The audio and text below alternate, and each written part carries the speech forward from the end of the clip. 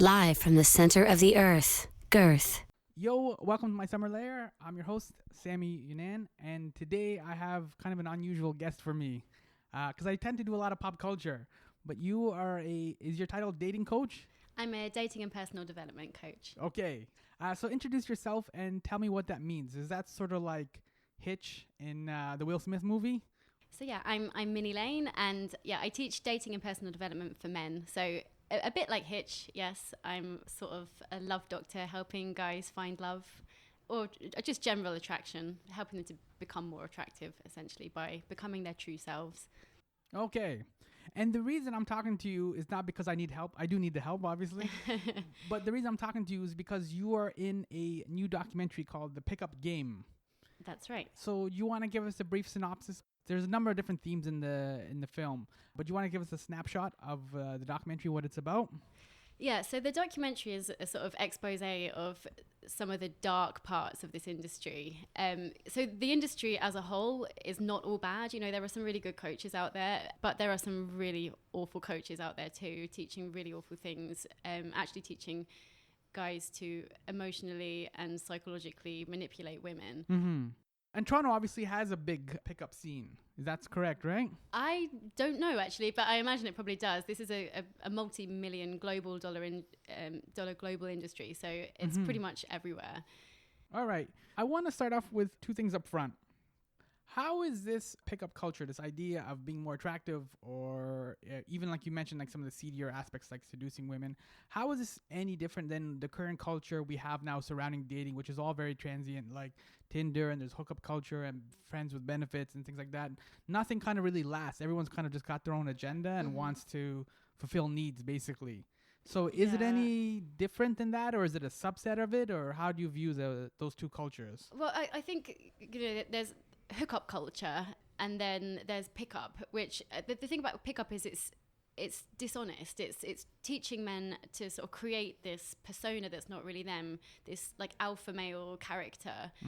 So it's not a judgment on whether or not people should have short-term relationships or not, but it's about what I want to teach is people that to bring real connection and honesty and treating people well and being kind to people into any kind of connection, even if it's just one night. You know, build a genuine connection with that person and make it a nourishing experience for both of you, so that you can both leave feeling really great about that amazing night that you shared together, rather than waking up in the morning and someone feeling used and abused. The walk of shame. Yeah, you know, that waking up and regretting what you've done because you realize that you've been manipulated into bed, that's not cool. Okay, I get it. And now you said something interesting in the documentary, and I want to pick up on this. You said that it works. This pickup culture, it works. Yeah, well, actually, that was one of the things in the documentary where I was like, oh, I kind of wish I'd elaborated on that a bit, because I think it gets results is a more accurate way of putting it. Yeah. I don't think it works. It's not sustainable. You know, it can feel like it works in the same way that if you gave somebody who was sad drugs, that would feel like the answer, because they would feel happier. But actually, you're not doing anything about the core problem, which is that person's feeling really sad. You know, you're just kind of displacing that with some drugs. And this industry works in the same way. You know, there are techniques to get very quick, short-term results, but it works like a plaster, you know, to not really deal with the core problem of the issue, which is that somebody is lonely and doesn't have human connection. Actually, pickup can be very dangerous when what you really need is human connection, because some of the techniques actually teach people to disconnect with their emotions and play a character that's not really them. So it can seem like it works for a bit, and that's why it's so dangerous, because, you know, people think that they're living the high life and they're living the dream and they've finally got the problem, solved the problems, but they haven't at all, because later on down the line they realize that these girls are actually still not attracted to them. They're attracted to this character that they're pretending to be, and that can make them feel even more isolated and lonely and turn them into sociopaths. They're dead inside, I guess, or like emotionally stunted in a way. Yeah, and actually in the documentary, one of the guys, Paul Janker, who I actually know, so he's now happily married, but he used to be heavily into pickup and teaching real manipulation to people. And he says that when he was at his most pathological, he got the most results, but that he felt that he wasn't enjoying it, you know, that actually he felt dead inside, and he likened it to the girls to like almost like corpses. Yeah, so I get the point of like the perspective from the male side, where the dude obviously is trying to do like you said, manipulation and trying to do these things. Are the women just not aware of it, or they see it and they accept it for what it is, or like what's the female kind of perspective then when the dude is doing a pickup or doing these kind of things like the neg and those kind of things related to the game? I think a lot of it is lack of awareness. You know, most people actually don't even know this industry exists. So I think the documentary will be really helpful for sort of clearing that up, and at least then women know what they're dealing with, and men are aware of what they're being sucked into. Sorry, what was the rest of that question? Yeah, so that's what I'm getting at. Let's back up for a little bit then. So I'm trying to understand all this. So what is the point of dating then? Is that what you were saying earlier, where like you just want to create a genuine connection? Is that how you view what dating actually is? Well, I think everybody deep down wants genuine human connection. But when we don't know how to have genuine connections, we would rather sort of create fake connections. And I think the documentary actually is, you know, the pickup industry is actually sort of an exaggerated version of just the general human condition, where people feel that they're not good enough for who they really are. And so we all sort of go around pretending to be something that we're not, in order to get other people to like us or get the things that we want. You know, I don't think there are many people that haven't gone into a job interview and lied about who they are in order to get the job. Yeah. Of course I know spreadsheets. Yeah, exactly. I used to go into job interviews and say, yeah, I'm really, really organized. I'm really on the ball. I'm really punctual. I'm all these. And then I'd end up in a job and be like, oh my God, I hate this job. Yeah. And it's like, well, I don't know spreadsheets at all. Yeah, exactly. Of course I hate this job because I've lied about who I was in order to get it. And the pickup industry is the same problem. If you're lying about who you are, then yeah, you might get a girl, but she doesn't like you for who you really are. And so you're not actually getting the nourishment and the human connection that is what you're deep down craving. Yeah, Neil Strauss, he wrote the book The Game, which was kind of what helped blow the lid off this kind of industry and put it on the map a little bit. And one of the guys in the book, who's actually also in the documentary Mystery, he says in the book, if you keep doing what you've always done, you'll keep getting what you've always gotten. Yeah. And so how does then, like, I get the point of what you're saying, which is like you want to have a genuine connection, and I understand the manipulation is bad, and I get those 2 points, but then how do you then respond to somebody then who's trying his hardest or trying to be, you know, genuine and trying to get out this connection, but at the same time is constantly facing rejection? He's just not succeeding, basically. He keeps putting resumes out, but he doesn't get a job interview. Yeah, it's tough, and I do really empathize with guys. You know, I still work in this industry, but in a very different way, and I help guys to build genuine connections. And it's really a journey of personal development that we all need to go on, to sort of strip away all the things that are holding us back. You know, nobody's born unable to connect with other people. Nobody's born scared to approach anybody. Nobody's born sort of riddled with anxieties about who they are and thinking that they're not good enough. So these are all things that we're conditioned to believe about ourselves. And so you can help people to sort of uncover these limiting beliefs in themselves and deal with rejection and anxiety. You know, fear of rejection is something that can be undone very quickly in the right situation, but that develops over time through somebody's life. Because if you're a little bit anxious to approach a girl, then you see a girl that you like and you don't approach her, what you're doing is you're accidentally confirming to your brain that was a dangerous situation. So what starts off with a little bit of anxiety gets worse. And so if you spend your whole life, you know, not approaching women that you find attractive because you're scared of rejection, that fear is just going to get bigger and bigger and bigger and bigger until you're so anxious that you're scared to talk to anybody. So, but you can undo that. You can undo anything. You know, we all have a highest self that is completely happy and fulfilled, that we are on a journey to becoming. But you can speed that up with your own self-development and sort of take that into your own hands. Yeah, and in the documentary, you mentioned that for a part of this pickup culture, you were a practice girl. Yeah, initially. I entered this industry like 12 years ago, only quite briefly, but I originally was a girl that the guys would practice conversation on, and then I just sort of ended up teaching, and then realized quite quickly that I was able to get clients on my own, because I would meet guys all over the place and tell them what I do, and people were very interested. So I sort of left the companies and just did my own thing. And I spent the last decade, really trying to get to the root issue of what stops people from being their naturally attractive selves. And that's a journey that's taken me, all over the place. I've been through years of psychotherapy. I've done 4 10-day silent meditation retreats. I went and sat in the dark for an entire week, just to try and understand myself and process some of my own emotions so that I can then pass the work on to other people. And I'm, the most happy and fulfilled I've ever been in my life. And so I really know that this journey can work, and you can end up with a job that you like, and you're surrounded by friends that love you. But I want to go back to when you were a practice girl, because then I want to know what the experience was like. Were guys good at it, or was there consistent patterns that you saw where guys, like you said, were maybe afraid to approach you, or didn't know how to start the conversation, or not making eye contact? You know what I mean? Like, were guys kind of bad at it, or were... Yeah, you see a lot of patterns, and that's what's enabled me to work out how to solve the things, because you see the same problems over and over again. So with time you go, okay, well, what is it that's causing that, and what is it that's causing that? And I realized pretty quickly, why am I not attracted to any of these pickup artists? It's because I know they're not being themselves. And so I really wanted to teach people how to be more genuinely themselves. And in order to do that, I had to work out how to be more genuinely myself and go on that whole journey, because you can't teach personal development if you haven't been on your own journey of personal development. And I wonder what the response to the industry will be from this documentary.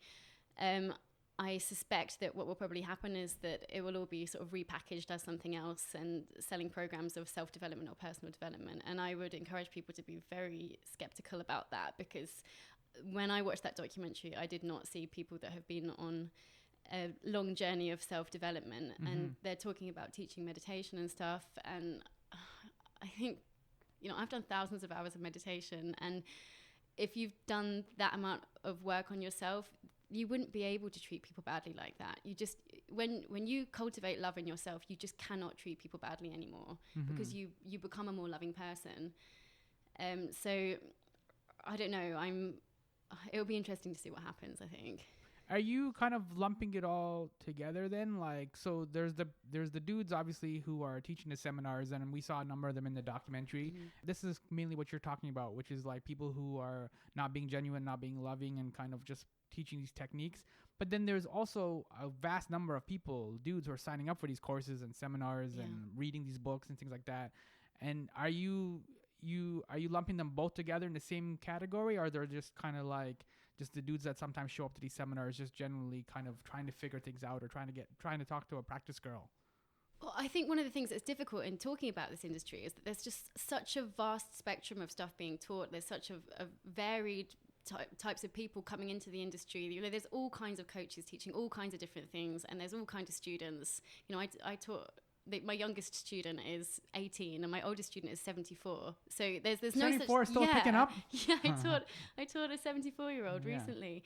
And, so everybody's problems are different, and it makes it very difficult to talk about the industry as a whole. And I think I'm not going to say there's no value in what any of those people in the documentary are teaching. Obviously, that's not shown in the documentary, but they probably are teaching some stuff that is of some value to some people in some ways, but they're also teaching some really, really awful stuff. And that makes me realize that they don't actually understand the work that they're doing. So that's very, very dangerous. When you really understand the mechanics behind everything, there's just no way that you would be able to teach bad behavior like that. They've disconnected from themselves. So the problem with dating is that it involves somebody else, right? Like somebody else's emotions. I like that you think that's the problem with it. That's the problem with dating, right? I think that's the benefit of it. Right. Well, I guess how it depends on how you look at it. But what I'm getting at is there a way then to do safe dating, I guess, because once somebody else is involved, then somebody else's heart and somebody else's emotions are involved. Yeah. And if you suck at it, or you're not good at it, or you haven't hung out with a practice girl, then like you run the risk of I'm not even talking about the manipulation that we saw in the documentary, but just in general, you run the risk of harming somebody or doing a terrible job at dating. Do you know what I'm getting at? Like, you mean just if you're bad at it? Yeah. Well, Like, is there a way to, I guess, or maybe there isn't, but is like, it's just the idea of like, is there a way to kind of bubble wrap your heart so that way then it doesn't get damaged in the process until you figure things out a little bit? Good question, because the answer is no. You need to absolutely unbubble wrap your heart. The fact that your heart is bubble wrapped is the problem. You know, you need to open that up and be vulnerable and realize that it's always best to be honest. It's always best to be yourself, even when it seems like it's not. You know, that being who you really are and having honest, genuine connections with people might be hard at first, but over time you'll realize that's the only thing worth doing, because otherwise you're just cutting yourself off from your feelings and cutting yourself off from your emotions, and then there's only one way that's going to go, and that's into deep loneliness. And I think you really see that in the documentary, that you know, these guys that have been very, very, very successful, after a while they're lonelier than they've ever been. And I think the fact that the documentary ends with Ross Jeffries, who started the industry back in the 80s, now living alone with cats, is a massive warning. You know, and this is what I've been trying to say for years, is, you know, this doesn't have long-term results. Do not get sucked into thinking that you've solved your problems. You haven't. You're making your problems worse. To pick up on that thread then, because what I found both fascinating and both creeped out by was, in the documentary they have these anonymously shot videos where they show you the dating coach or the pickup artist in action on the street. So they'll go downtown somewhere in LA or New York City in Times Square, and then you can see these videos where they're picking up women and showing you how successful they are. And like I said, it's creepy, but also at the same time, it's fascinating because you don't get to see, we kind of touched upon this, you don't get to see your own patterns, you don't get to see your own mistakes, you don't get to see the things that you're doing, because there is no report card for dating, if that makes sense. You know what I mean? You don't always get the feedback. You'll just get somebody will break up with you or ghost you or just kind of move on. So what I'm getting at is, like, is there a way then to know or to get feedback or to figure things out? Because you said, like you're saying, it's a journey. You need to figure things out. You need to sit alone in the dark, right? So I'm not saying you necessarily have to sit. I mean, that's quite an extreme thing that I did. But how do you then get the feedback or figure things out so that you then the next girl or the next person that you go out with, then you don't repeat the same things or make the same mistakes? If you pay attention, you'll realize that life is constantly giving you feedback. Every single person you meet is giving you feedback. Every situation is giving you feedback. You just have to start paying attention. So just really start trying to be honest about everything. Be honest with yourself. You know, spend some time with yourself. Listen to yourself. Spend some time thinking about who you are and what you really want.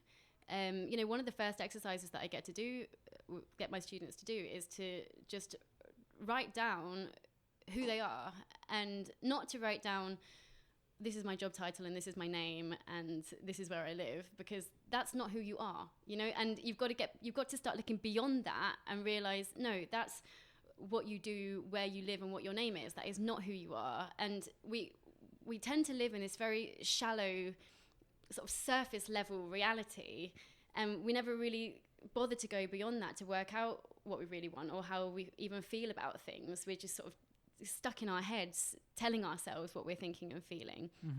You know, meditation is something I'm always banging on about, but it really is the answer to quite a lot of things. You know, to spend time with yourself and just allow anything to come up and not judge yourself. You know, really accepting yourself for who you are at this moment and not wanting yourself to be any different. Whoever you are, whatever you're doing, you know, you can't change the past. So just absolutely trying to fully accept who you are right now. That's the first part. And then working out where you want to go and who you want to be, and just fully committing to that journey and being like, you know, what would my best self look like? Okay, right. Well, I'm going to try and be that better person. And then I honestly think if you've made a commitment to try and be the best person that you possibly can be, then you're already perfect, because nobody can ask for anything more than that. No one can ask for you to be more than trying your best to be the best possible person that you can. And that's where real self-esteem starts to build. And from there, you can have genuine connections with people, because you're not scared to reveal who you truly are, because you know that the person you truly are is someone who's trying their best to grow and make the world a better place. Are you talking about reducing the amount of baggage then you bring into a new relationship then? So you don't like overpack, basically? If that makes sense? Yeah, I think trying to deal with your baggage is a really, really great idea. You know, not projecting your past onto other people. And you're taking responsibility for your feelings and dealing with that stuff. Again, meditation is a really good way to just sit there and process stuff. You know, I had a lot of stuff that I had to process from some very difficult stuff in my past.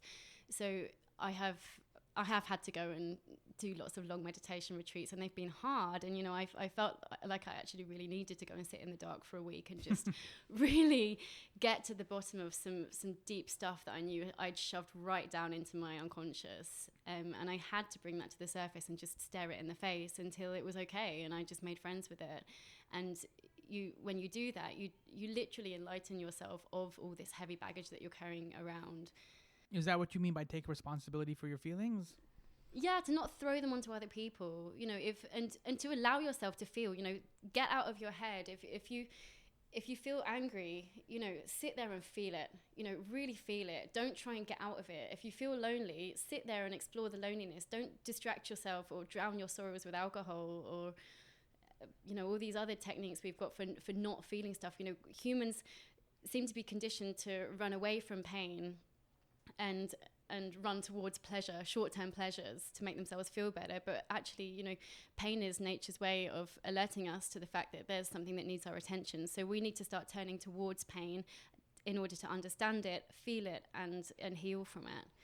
And so we've been just talking superficially about dating, but then where does sex complicate these things as well then? Or how does that kind of factor in? Because isn't this also part of what the documentary was talking about, was like A, getting the numbers, but then B, also having these sexual conquests.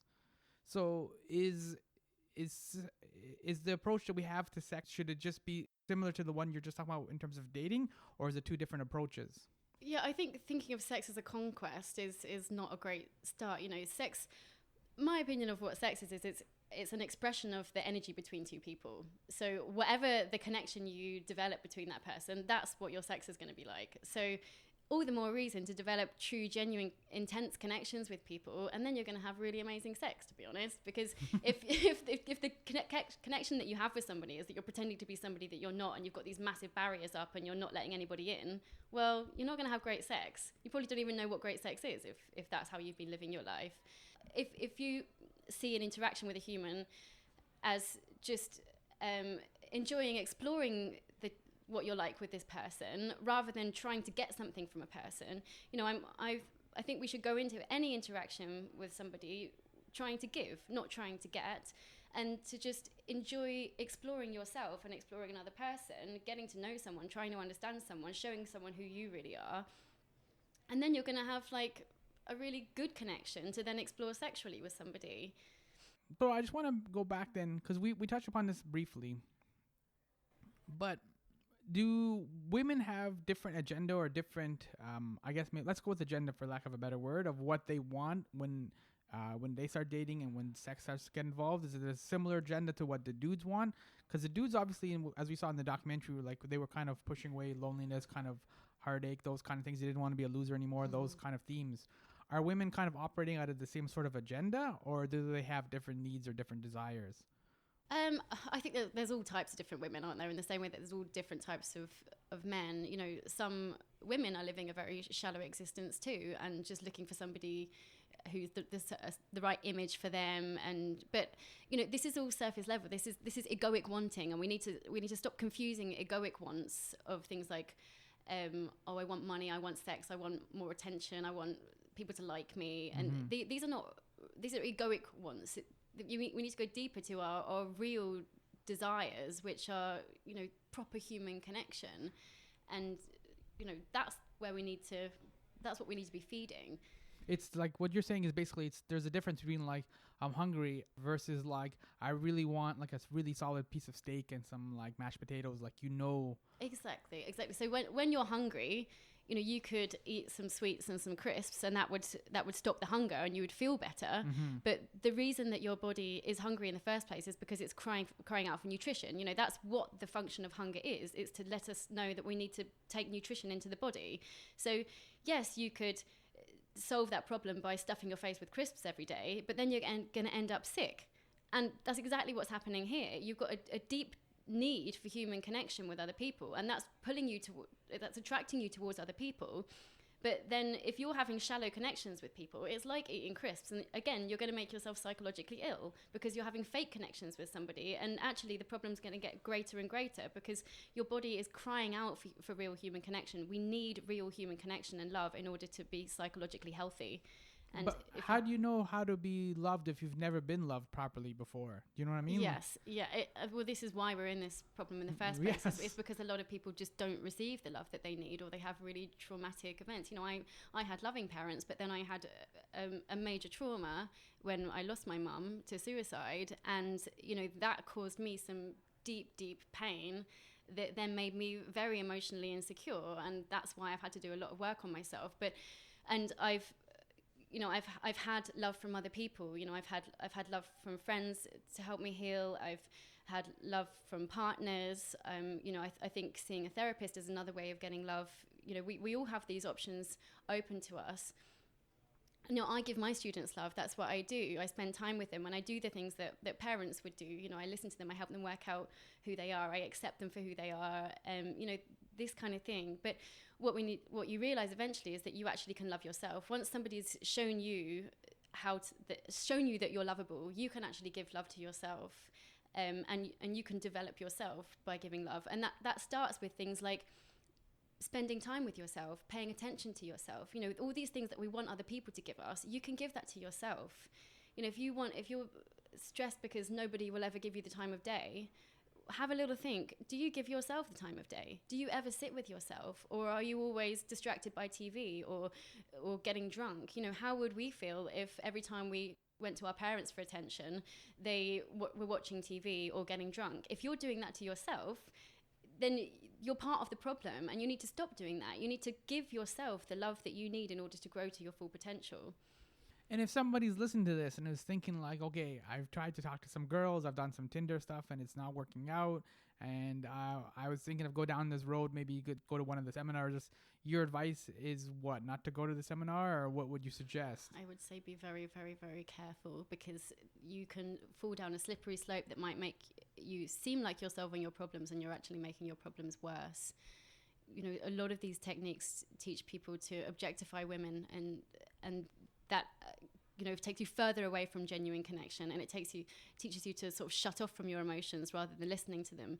We need to listen to our emotions and listen to how we feel, and just slowly know that we're okay. And I'm not going to pretend that this is easy. You know, it can be a very long journey. For me, it's certainly been a very long journey so far, and I know that I've still got a very, very long way to go until I'm completely my highest self. Mm-hmm. But I've done enough work on myself to really understand my journey. And once you start going on this journey and you start seeing that you get genuine results when you work on your own development, and I mean, like, really work on it, that nobody will ever go back from that. And I think in the documentary you see that when people find real love, they always pick up.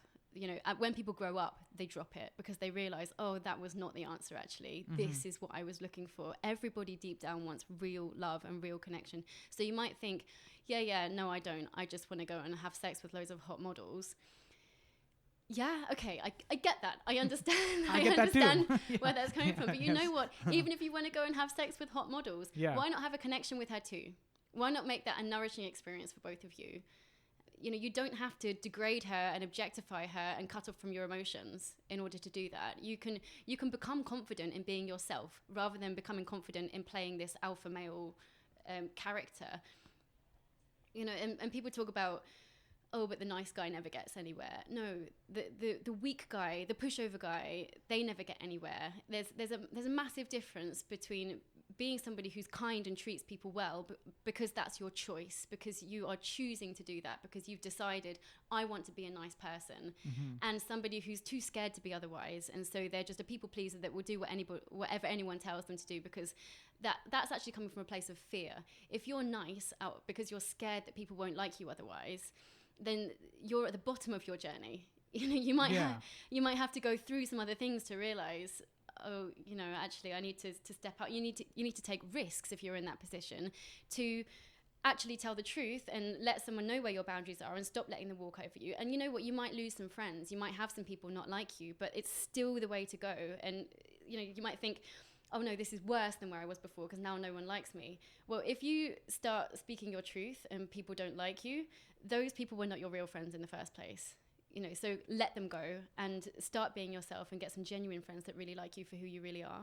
Is the trap that we fall into that this stuff is supposed to be kind of intuitive, that guys are supposed to know how to talk to girls? Because we do the same thing with like money, for example. Like everyone's supposed to like know how to handle money and save money. Yeah. And guys are supposed to know how to treat a girl and like. Well, in an ideal world, these are things that we would be taught when we're young. But unfortunately, you know, most adults don't know what the hell they're doing. So, so we haven't had good role models. Right. We haven't had people teach us, unless you're really lucky and you had amazing parents. You know, generally people get to adulthood and they have no idea how to do at least a few things that are absolutely fundamental to living a healthy life. But it's never too late. And that's the thing. Whoever you are, whatever state you're in, it's never too late to get on the right path and start living your true life and becoming who you're really meant to be, which is happy and fulfilled. And in terms of being happy and fulfilled, from your perspective and from your experiences, is there like this mythological, like the one out there, like this one girl who's out there? Or is it just like I can go through life and then maybe there's like 3 or 4 girls that could work and then I just settle down with like one of them? I don't know. I don't know what the answer to is there a soulmate for everybody is. But I think if you're having genuine connections with people, it doesn't matter anymore because you'll find love everywhere you go, and you'll have a genuine connection with one person that will be a friendship, and then you'll have a genuine connection with another person that might be a relationship. You might have a genuine connection with somebody that turns out to be a life partner. But to just enjoy exploring, you meet a new person, try and let that be exciting to find out what your genuine connection is with that person. Mm-hmm. And the only way to do that is to just be yourself and see what happens and allow yourself to be vulnerable. And I want to close on this then. So go full circle back to the documentary then. Like you said, this is the pickup game, and so guys will go out and they'll go downtown or Times Square and these places, and then they'll like try and pick up women, whatever. And this is a generalization, so answer it as best as you can. But are women kind of like, does their spider sense kind of tingle then? Does it go off when the guy's kind of approaching them that way and they kind of see that? Or are they kind of like, do they kind of see through the, like you said, he's kind of like being a character, he's not being himself. So there's that lack of genuineness. Does a female's like spider sense kind of tingle and then she kind of knows, I think it depends. It depends on her level of maturity. It depends how far she's in her own journey. You know, I think if you're living a very shallow existence, you're probably not going to notice as much. And these techniques work best on women who are very, very insecure. And there's a reason for that. You know, if you've worked a lot on your own personal development and become somebody who's honest and has integrity and only speaks the truth and is trustworthy, then you're going to spot this a mile off. You know, instantly you're going to be like, no way, this doesn't add up. You know, so the only person you can ever really change is yourself. You know, stop worrying about what other people are doing. Just work on yourself and work on becoming the best person that you possibly can be. Work on being honest, having integrity, being kind, treating people well, treating yourself well. And work on the documentary, doing the work that you do with your students and stuff, this gives you hope. Like people are figuring it out. People are slowly coming around and like figuring out what love is and kind of being more loving and more gentle. Yes, I'm a very optimistic person. I think that there's a lot of pain in the world and there's a lot of mess, but there's nothing that can't be fixed if we all start bucking our ideas up and just realizing that we are in control of our own lives, and we all have the ability to change and grow into whatever we want to be. We really do. And, you know, everybody has the potential to be truly happy. Everybody, no matter who you are, what you're doing, what you've been through, you can deal with it. You've just got to be shown the right path. Okay, that's a very optimistic note. We can end it there. So the documentary is The Pickup Game, and it's playing at Hot Docs right now. I'm sure it'll be floating around, I guess, at other film festivals. Or do you know what's going to happen to it now? Or I don't. I know they're in negotiations at the moment with where it's going to be distributed. It's not really my place to talk about that, I suppose, because it's up to the documentary makers. I'm just a contributor for it. But that's why I focus on the love stuff. Yeah, but it will for sure be accessible to everybody at some point in the not too distant future. Okay. Thank you for coming in and for Oh, hanging thank out and like helping me figure out dating and bubble wrapping your heart and like sitting alone in the dark and like all the good stuff. We covered a lot, didn't we? Yeah, we did. Thank you very much for having Thank me. you. It's been great. Yo, this is Sammy Younan. This has been another exciting episode of My Summer Lair. Thank you so much for listening and hanging out. You can follow me on Twitter, where I am sarcastic and smooth. You can follow me on Facebook, where I am sardonic. And you can follow me on Instagram, where I make cheesy jokes. So you could see why I need to talk to a dating coach, obviously. Dating, yo.